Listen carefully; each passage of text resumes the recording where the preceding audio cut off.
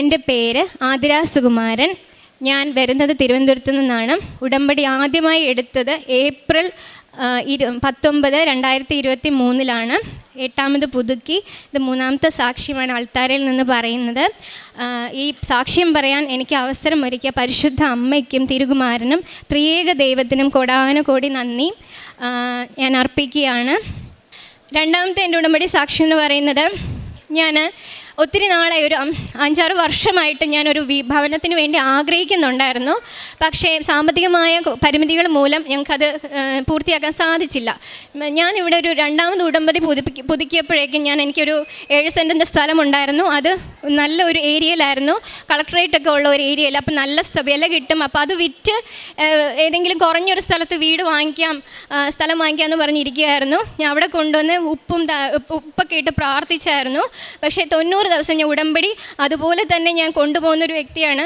90 ദിവസം കഴിഞ്ഞിട്ടും അതിന് ഉത്തരവൊന്നും ഉണ്ടായിരുന്നില്ല. പക്ഷെ ഞാൻ ദൈവത്തിനോട് ബൈബിള് പ്രാർത്ഥിച്ച് വിശ്വാസ പ്രമാണം ചൊല്ലി ബൈബിള് തുറന്നപ്പോൾ എനിക്ക് കർത്താവ് തന്ന വചനം ഇതാണ്. കർത്താവ് ദിനവൃത്താന്തത്തിൻ്റെ പുസ്തകത്തിൽ ഒരു വചനമാണ് കിട്ടിയത്, കർത്താവ് നിനക്ക് വേണ്ടി ഒരു ഭവനം പണിയും. അപ്പോൾ എനിക്ക് പൂർണ്ണമായി ബോധ്യമായി, ഞാനൊന്നും ചെയ്യേണ്ട ആവശ്യം വരില്ല, ഇതിനകത്തുള്ള എല്ലാ കാര്യങ്ങളും ദൈവം തന്നെ സാധിച്ചു തരും. അങ്ങനെ എനിക്ക് ഒരു ലോണും ഇല്ലാതെ എനിക്ക് പലരുടെയും സഹായത്താൽ, അതായത് പലിശ പോലും കൊടുക്കാത്ത ഒരു സഹായത്താൽ ഞാനൊരു ഭവനത്തിന് വേണ്ടിയേ ചോദിച്ചുള്ളൂ. ഇത്ര നില വേണമെന്ന് ഒന്നും പറഞ്ഞില്ല. കയറി കിടക്കാൻ ഒരു വീട് മാത്രമേ ഞാൻ ചോദിച്ചുള്ളൂ. 4 റൂമുകളുള്ള 2 നിലയുള്ള വീടാണ് എനിക്ക് തന്നത്. വീടിൻ്റെ പേര് അനുഗ്രഹം എന്നാണ്. അതിന് പരിശുദ്ധ അമ്മയ്ക്കും തിരുകുമാരനും കോടാനുകോടി നന്ദി. ഇത് വീട് എനിക്ക് ലഭിച്ചതെന്ന് വെച്ച് കഴിഞ്ഞാൽ ഇതിൻ്റെ ഇടയിൽ ഒത്തിരി തടസ്സങ്ങളും കാര്യങ്ങളും എല്ലാം ഉണ്ടായിരുന്നു. ഓരോ സാങ്ഷൻ കിട്ടാനും ഒക്കെ ഒത്തിരി തടസ്സങ്ങളൊക്കെ ഉണ്ടായിരുന്നു.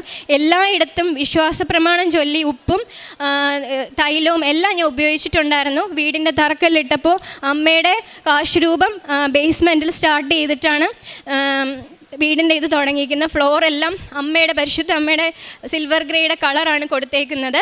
ദൈവം വെളിപ്പെടുത്തി തന്ന പേരാണ് അനുഗ്രഹം. ദൈവം തന്ന ഈ വലിയ നന്മയ്ക്ക് ഞാൻ കോടാനുകോടി നന്ദി ദൈവത്തിനും പരിശുദ്ധ അമ്മയ്ക്കും പറഞ്ഞുകൊള്ളുന്നു. 3ാമതായി എൻ്റെ ഉടമ്പടി സാക്ഷി എന്ന് പറയുന്നത്, ഇവിടെ അച്ഛൻ പറയാറുള്ളത് പോലെ തന്നെ എല്ലാം ശുഭമാക്കുന്ന ദൈവത്തിൻ്റെ ഒരു വലിയൊരു അനുഗ്രഹമാണ്. ഞാൻ UK നേഴ്സായിട്ട് വർക്ക് ചെയ്യുമായിരുന്നു. 2023 എനിക്ക് UK വിചാരിതമായി തിരിച്ചു വരേണ്ട ഒരു സാഹചര്യം വന്നു. അങ്ങനെ ഇച്ചിരി ഹെൽത്ത് ഇഷ്യൂസൊക്കെ ആയിട്ട് എനിക്ക് തിരിച്ചു വരേണ്ടി വന്നു. പിന്നെ എനിക്ക് തിരിച്ചു പോകാനായിട്ട് പറ്റിയില്ല. ഞങ്ങളൊരു 10-11 വർഷമായി കല്യാണം കഴിഞ്ഞിട്ട്. അത്രയും നാൾ 2 പ്രാവശ്യം ഞങ്ങൾ ഒരുമിച്ച് ചേരാൻ ഞങ്ങളുടെ ഫാമിലിയോട് കൂടി നോക്കിയിട്ട് ഫെയിലായിപ്പോയി. ഇവിടെ വന്നു. ഞാൻ ഒരു 3ാമത് ഉടമ്പടി പുതുക്കിയപ്പോൾ ഞാൻ ഇത്രയും പറഞ്ഞോളൂ, അമ്മ എനിക്ക് 2025 ആകുമ്പോൾ എൻ്റെ കുടുംബത്തോടു കൂടി ചേർക്കാൻ അമ്മ തന്നെ ദൈവത്തിന് ഇഷ്ടമുള്ള സമയം ഇഷ്ടമുള്ളതുപോലെ ദൈവത്തിൻ്റെ ആ ഒരു പദ്ധതി അനുസരിച്ച് ഞങ്ങളുടെ കുടുംബത്തെ നിങ്ങളുടെ തിരുകുടുംബം പോലെ ഒന്നിപ്പിക്കണമെന്ന് മാത്രമേ ഞാൻ പ്രാർത്ഥിച്ചുള്ളൂ.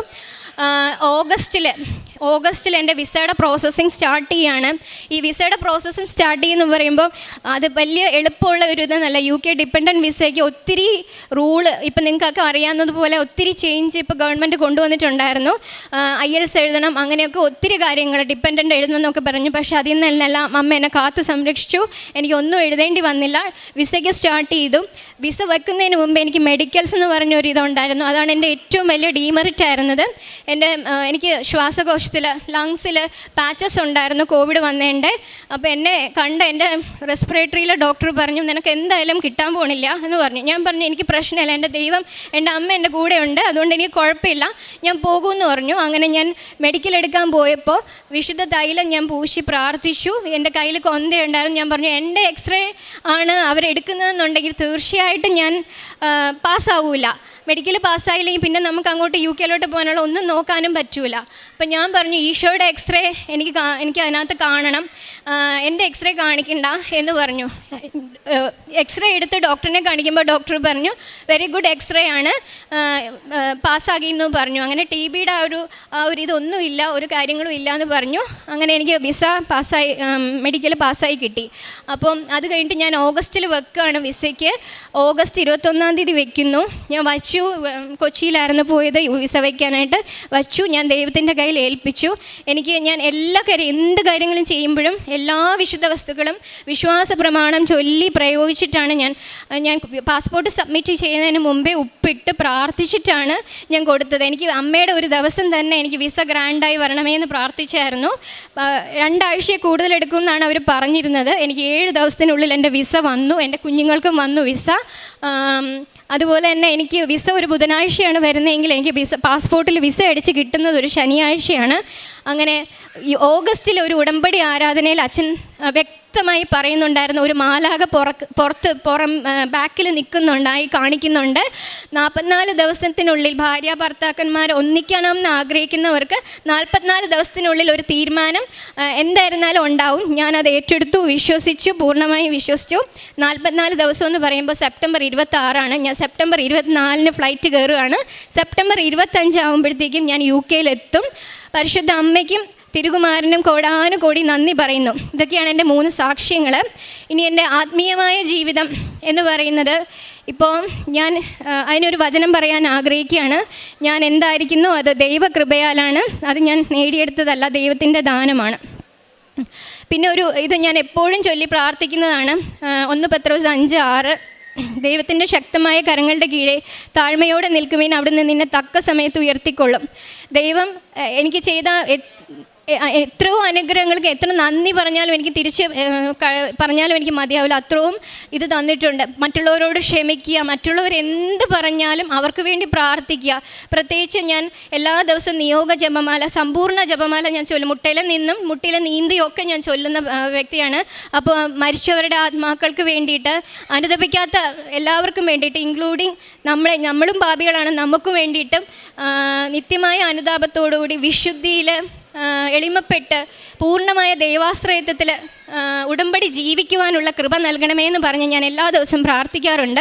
ഇനി അടുത്ത കാരുണ്യ പ്രവൃത്തികളാണ്. പറഞ്ഞാൽ ഒത്തിരി സമയം പറയാനുണ്ട്, അതുകൊണ്ട് ഞാൻ വളരെ ചുരുക്കി പറയണം. കാരുണ്യ പ്രവൃത്തികൾ എന്ന് പറയുന്നത് എല്ലാം ഞാൻ ഈശോയോട് പ്രാർത്ഥിക്കുന്നതും ദൈവത്തിനും മാതാവിനോട് പ്രാർത്ഥിക്കുന്നത് ഇത്രയേ ഉള്ളൂ. എൻ്റെ ശരീരവും മനസ്സും കൊണ്ട് ബാക്കിയുള്ളവർക്ക് ചെയ്തു കൊടുക്കാൻ, ദൈവത്തെ സ്നേഹിച്ച് ചെയ്തു കൊടുക്കാൻ പറ്റുന്ന എല്ലാ കാര്യങ്ങളും, കുഞ്ഞുങ്ങൾക്ക് പഠിക്കാനുള്ള സഹായം, പഠനത്തിന് ഉപകരണങ്ങൾ, പിന്നെ രോഗികൾക്ക് ധനസഹായമായിട്ട് കൊടുക്കാറുണ്ട്. വസ്ത്രമില്ലാത്തവർക്ക് വസ്ത്രം മേടിച്ചു കൊടുക്കാറുണ്ട്. അനാഥാലയങ്ങൾ വിസിറ്റ് ചെയ്ത് അവർക്ക് അരിയും സാധനങ്ങളും വാങ്ങിച്ചു കൊടുക്കാറുണ്ട്. തളർന്നിരുന്ന ആൾക്കാർക്ക് ആശ്വാസം പകരാനായിട്ട് അവരോട് സംസാരിക്കാറുണ്ട്. പിന്നെ ഞാനൊരു കോൺവെൻറ്റ് സ്കൂളിൽ പഠിച്ചതാണ്, സെൻറ്റ് ഗൊറേറ്റീസ്. സിസ്റ്റേഴ്സിനെ പോയി കാണാറുണ്ട്. അവിടുത്തെ സിസ്റ്റേഴ്സ് രോഗമുള്ളവർക്കൊക്കെ ഞാൻ തൈലം തൂത്ത് പ്രാർത്ഥിച്ച് കൊടുക്കാറൊക്കെ ഉണ്ട്. എല്ലാവർക്കും വേണ്ടിയിട്ട്, വിശുദ്ധർക്ക് വേണ്ടിയിട്ടും, സിസ്റ്റേഴ്സ്, ഫാദേഴ്സ്, ലോകത്തിലുള്ള എല്ലാവർക്കും വേണ്ടിയിട്ട് എല്ലാ ദിവസവും മധ്യസ്ഥം പ്രാർത്ഥിക്കാറുണ്ട്. പിന്നെ പ്രേക്ഷിത പ്രവർത്തനങ്ങൾ, എനിക്ക് ചെയ്യാൻ ഏറ്റവും ഇഷ്ടമുള്ളത് പ്രേക്ഷിത പ്രവർത്തനമാണ്. ഇവിടുന്ന് ഞാൻ 6-7 കെട്ട് പത്രം വാങ്ങിക്കും. മെഡിക്കൽ കോളേജിൻ്റെ നല്ല തിരക്കുള്ള റോഡിൽ തന്നെ പോകും. ഞാൻ അകത്ത് കയറി പേഷ്യൻസിൻ്റെ കയ്യിൽ കൊണ്ട് കൊടുക്കുകയല്ല ചെയ്യുന്നത്, പബ്ലിക്കലി നിന്ന് തന്നെ പറയും. സൂപ്പർ മാർക്കറ്റിലും എല്ലാ സ്ഥലത്തും ഡോക്ടേഴ്സിനും പോലീസിനും ഒക്കെ ഞാൻ കൊടുത്തിട്ടുണ്ട് പത്രം. ചിലവർ തിരിച്ച് നമുക്ക് നല്ല ഇതല്ലാത്ത വർത്തമാനങ്ങളെല്ലാം പറയും. പക്ഷേ ഞാൻ അവർക്ക് വേണ്ടിയും പ്രാർത്ഥിക്കണം. ദൈവമേ, അവരെയും നീ ഏറ്റെടുക്കണേ, അവർക്ക് ഈശോനെ അറിയാനുള്ളൊരു കൃപ കൊടുക്കണമേ എന്ന് പ്രാർത്ഥിക്കാറുണ്ട്. എല്ലാ ദിവസവും എല്ലാ രോഗികൾക്കും, എല്ലാ മക്കൾക്കും വേണ്ടിയിട്ട് പ്രാർത്ഥിക്കാറുണ്ട്. ഇവിടെ വന്ന് ഉടമ്പടി എടുത്തുന്ന ഓരോ മക്കളെയും അമ്മയുടെ പ്രത്യക്ഷീകരണത്തിൻ്റെ സാക്ഷിയാക്കി ദൈവനാമത്തിൽ ഉയർത്തണമെന്ന് പ്രാർത്ഥിക്കാറുണ്ട്. ഇത്രയും അനുഗ്രഹങ്ങൾ ഇനിയും പറയാൻ ഒത്തിരിയുണ്ട്. സമയം ചുരുക്കമുള്ളത് കൊണ്ട് ഞാൻ കുറച്ചേ പറയുന്നുള്ളൂ. ഇത്രയും അനുഗ്രഹം എനിക്ക് തന്ന എൻ്റെ പരിശുദ്ധ അമ്മയ്ക്കും തിരുകുമാരനും കൊടാനുകൂടി നന്ദി പറഞ്ഞുകൊണ്ട് ഞാൻ ഒരു വചനം കൂടെ പറഞ്ഞിട്ട് നിർത്തുവാണ്. എൻ്റെ ദൈവമായ കർത്താവിൻ്റെ ശക്തമായ പ്രവൃത്തികളുടെ സാക്ഷ്യമായി ഞാൻ വരും. അവിടുത്തെ നാമം ഞാൻ പ്രകീർത്തിക്കും. സങ്കീർത്തനം 73:16. നന്ദി. സങ്കീർത്തനങ്ങൾ 86:7. അനർത്ഥകാലത്ത് ഞാൻ കർത്താവിനെ വിളിക്കുന്നു, അവിടുന്ന് എനിക്ക് ഉത്തരമരുളുന്നു. ആതിര സുകുമാരൻ എന്ന ഈ അക്രൈസ്തവ മകളുടെ മരിയൻ ഉടമ്പടി ജീവിതസാക്ഷ്യമാണ് നമ്മൾ കേട്ടത്. മകളുടെ 3ാമത്തെ ഉടമ്പടി സാക്ഷ്യമാണ്. ഓരോ തവണയും പരിശുദ്ധ അമ്മയിൽ നിന്ന് ലഭിക്കുന്ന വലിയ അനുഗ്രഹങ്ങളെ വലിയ സന്തോഷത്തോടു കൂടിയും അമ്മയുടെ അരികിൽ മകളെന്ന എളിമയോടും കൂടിയും ഓരോ തവണയും സാക്ഷ്യപ്പെടുത്തുന്നത് കാണാറുണ്ട്. മകൾ എന്ന് പറഞ്ഞ പ്രധാന സാക്ഷ്യങ്ങളിൽ ആദ്യത്തേത് മകൾക്ക് ഒരു വീടുമായി ബന്ധപ്പെട്ട വിഷയമാണ്. വീട് വയ്ക്കുവാൻ ആഗ്രഹിച്ചു. ഒരു പ്രധാനപ്പെട്ടൊരു സ്ഥലം വിറ്റുകൊണ്ട് മറ്റൊരിടത്ത് വീട് വാങ്ങുവാൻ വേണ്ടി ആലോചിച്ചു കൊണ്ടിരുന്നു. എന്നാൽ അമ്മ മാതാവ് ഏറ്റവും നല്ല ഇടത്തുണ്ടായിരുന്ന ആ പുരയിടം തന്നെ അവിടെ വീട് വെക്കുവാനുള്ള സാഹചര്യങ്ങൾ ഒരുക്കി കൊടുക്കുന്നു. എല്ലാ ക്ലേശങ്ങളും തടസ്സങ്ങളും മാറ്റിക്കൊടുത്തുകൊണ്ട് ചുരുങ്ങിയ സമയത്തിനുള്ളിൽ മകൾക്ക് അവിടെ വീടിനുള്ള കാര്യങ്ങൾ അമ്മ മാതാവ് ക്രമീകരിച്ചു കൊടുക്കുന്നു. രണ്ടാമത്തത് 11 വർഷമായി വിവാഹം കഴിഞ്ഞിട്ട് ജീവിത പങ്കാളിയോടൊപ്പം ഒരുമിച്ച് കുടുംബം എന്ന രീതിയിൽ താമസിക്കുവാൻ വേണ്ടി ആഗ്രഹിച്ച് പ്രാർത്ഥിക്കുന്നുണ്ടായിരുന്നു. പലതവണയും അതിനുവേണ്ടിയുള്ള പരിശ്രമങ്ങൾ നടന്നുവെങ്കിലും അതൊന്നും ഫലമണിഞ്ഞില്ല. അപ്പോഴാണ് ഓഗസ്റ്റ് മാസം ജോസഫച്ചൻ ഉടമ്പടി ആരാധനാ മധ്യേ ഒരു ദർശനം എല്ലാവരോടുമായി പങ്കുവയ്ക്കുന്നത്. ഒരു വലിയ മാലാഖ കരങ്ങൾ ഉയർത്തി വിരിച്ച് നമ്മുടെ മധ്യേ നിൽക്കുന്നു. 44 എന്ന സംഖ്യ കാണിക്കുന്നുണ്ട്. 44 ദിവസങ്ങൾക്കുള്ളിൽ സാധിക്കും വിധം നിങ്ങൾ സമർപ്പിക്കുന്ന നിയോഗങ്ങൾ സാധിക്കുമെന്ന്. അനേകർക്ക് 44 ദിവസങ്ങൾക്കുള്ളിൽ പ്രത്യേകമായ അനുഗ്രഹങ്ങൾ സാധിക്കുമെന്ന്. ഈ ദിവസങ്ങളിലൊക്കെയും ഒത്തിരി മക്കൾ വന്ന് അന്ന് ആ ദർശനം അച്ഛൻ പറഞ്ഞത് കേട്ടതിന് പ്രകാരം സമർപ്പിച്ചിരുന്ന വലിയ നിയോഗങ്ങൾ നിസ്സാര ദിവസങ്ങൾ കൊണ്ട് സമയച്ചുരുക്കത്തിൻ്റെ അമ്മ അനുവദിച്ചു കൊടുത്തത് സാക്ഷ്യപ്പെടുത്തുന്നുണ്ടായിരുന്നു. മകൾ അതുതന്നെയാണ് ഈ എൽത്താരയിൽ പങ്കുവെച്ചതും. അന്ന് അച്ഛൻ ആ ഉടമ്പടി ധ്യാനത്തിൽ ആ ദർശനം പറയുകയും നിങ്ങൾ സമർപ്പിക്കുന്ന നിയോഗങ്ങൾ എത്ര വലുതും എത്ര നാളായിട്ടുള്ളതും എത്ര ക്ലേശമുള്ളതുമാണെങ്കിലും അത് അമ്മ മാതാവ് ഏറ്റെടുത്ത് സാക്ഷ്യപ്പെടുത്തുവാൻ സഹായിക്കുമെന്ന് അച്ഛൻ ആ ദർശനത്തിലൂടെ പങ്കുവെച്ച സന്ദേശം ഹൃദയത്തിൽ ഏറ്റെടുത്തുകൊണ്ട് ഒരുമിച്ച് താമസിക്കുവാൻ വേണ്ടിയുള്ള നിയോഗത്തെ മകള് അമ്മ മാതാവിൻ്റെ കരങ്ങളിൽ സമർപ്പിക്കുന്നു. മകൾ പറയുന്നുണ്ട്, ഈ കാലഘട്ടത്തിൽ UK പോവുക അത്ര എളുപ്പമല്ല. അതിൻ്റെ പ്രോസസ്സ് ഏറെ ശ്രമകരമാണ്. എങ്കിലും ഓരോ കാര്യവും വളരെ സമയച്ചുരുക്കത്തിൽ ഒരാഴ്ച കൊണ്ട് 2-3 ദിവസം കൊണ്ട് ലഭിക്കുന്നത് പോലെ ഓരോന്നും അമ്മ മാതാവ് മകൾക്ക് ക്രമീകരിച്ചു കൊടുത്തു. എങ്ങും തടസ്സമില്ലാതെ ഇത്ര നാളായി മുടങ്ങിക്കിടന്നത് വളരെ ചുരുങ്ങിയ ദിവസം കൊണ്ട് ഓരോന്നും പൂർത്തീകരിച്ച് ജീവിതത്തെ നയിച്ചുകൊണ്ടിരുന്നു. മകൾ പറഞ്ഞു, സെപ്റ്റംബർ 26-നാണ് ആ 44 ദിവസം പൂർത്തിയാവുന്നത്. അച്ഛൻ പറഞ്ഞ 44 ദിവസം സെപ്റ്റംബർ 26-ന് പൂർത്തിയാവുന്നു. ഞാൻ 24-ന് ഫ്ലൈറ്റ് കയറുന്നു. 25-ന് സെപ്റ്റംബർ ഞാൻ എൻ്റെ ഭർത്താവിൻ്റെ ഒപ്പം ഞങ്ങൾ ഒരുമിച്ചുള്ള കുടുംബജീവിതത്തിന് ഞാൻ അവിടെ UK എത്തിച്ചേരുകയും ചെയ്യുന്നു. അമ്മ മാതാവ് നമുക്കൊരു സന്ദേശം കൈമാറിയാൽ ആ സന്ദേശത്തിന് ചേർന്ന വിധം നമ്മുടെ ജീവിതങ്ങളെ കൃത്യമായി നയിച്ചുകൊണ്ടിരിക്കും. അത് നമുക്ക് സുനിശ്ചിതമായ ഉറപ്പുള്ളതാണ്. അമ്മ നൽകുന്ന സന്ദേശത്തിന് വ്യക്തതയുണ്ടാവും. അമ്മ നൽകുന്ന സന്ദേശത്തിൻ്റെ നേർവഴിയിലൂടെ നമ്മളെ നയിക്കുകയും ചെയ്യും. ഈ കുടുംബത്തിന് ലഭിച്ച വലിയ അനുഭവം ഈ വളരെ ചുരുങ്ങിയ സമയത്തിൽ എല്ലാ പ്രൊസീജിയറും പൂർത്തിയാക്കിക്കൊണ്ട് മക്കൾക്ക് 7 ദിവസത്തിനുള്ളിൽ വിസ ലഭിച്ച് ഈ വിദേശത്തേക്കുള്ള വാസം സാധ്യമാകുന്നു എന്നുള്ളതാണ്. ഏത് പ്രതിസന്ധിയിലും അമ്മ കൂടെ നിന്ന് കാനായിലെ വിവാഹ വിരുന്നിൽ അവർക്ക് വീഞ്ഞില്ല എന്ന് പറഞ്ഞ അതേ അമ്മ കൂടെ നിന്നുകൊണ്ട് ജീവിതം മുന്നോട്ട് പോകുവാൻ, ഐശ്വര്യം പ്രാപിക്കുവാൻ, സമാധാനത്തിൽ തുടരുവാൻ എന്താണോ അനിവാര്യമായിട്ടുള്ളത് അത് നേടിത്തരുവാൻ വേണ്ടി ഈശോയുടെ അരികിൽ കൂപ്പുകരത്തോടെ നമുക്ക് വേണ്ടി പ്രാർത്ഥിക്കും. അതിൻ്റെ സാക്ഷ്യമാണ് ഈ മകൾ പങ്കുവയ്ക്കുന്നത്.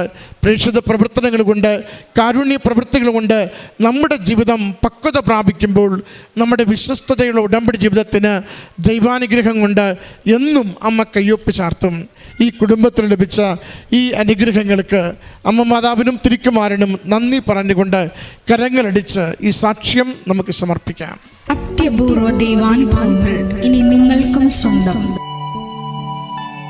ഈ യൂട്യൂബ് ചാനൽ ഇതുവരെ സബ്സ്ക്രൈബ് ചെയ്തിട്ടില്ലെങ്കിൽ ഇപ്പോൾ തന്നെ സബ്സ്ക്രൈബ് ചെയ്യുക. ഈ വീഡിയോ ഇപ്പോൾ തന്നെ നിങ്ങളുടെ സുഹൃത്തുക്കൾക്ക് ഷെയർ ചെയ്തുകൊണ്ട് കർത്താവിൻ്റെ പ്രേക്ഷിതരാകുക.